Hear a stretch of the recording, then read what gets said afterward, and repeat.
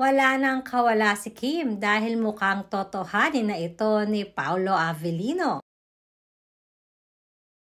Nagpakilig at nagpasaya nga ang Kim Pao kanina sa Birmingham na talaga namang dinayo ito ng napakaraming mga OFW at local netizens sa UK. Hindi makapaniwala magpahanggang ngayon sina Kim at Paolo Avellino sa init ng mga naging pagtanggap sa kanila ng ating mga kababayan sa Birmingham, United Kingdom.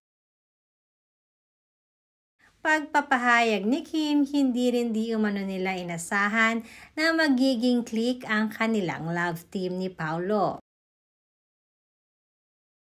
Samantalang madami naman ang sobrang naging masaya sa naging performance na Kim at Paolo.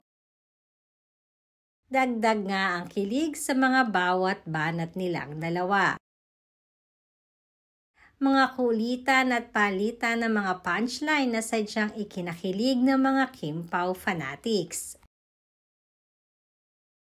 Hindi rin maitatanggi na talaga namang marami ang nakapansin sa mga ikinikilos ngayon ni Paolo Avellino towards Kim Chiu.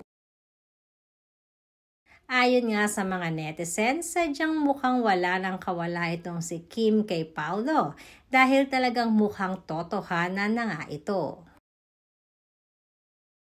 Hindi lang daw kasi sa harap ng mga audience sila sweet dahil huling-huli nga ng ating mga kababayan kung paano sila ka-sweet on or off the cam man.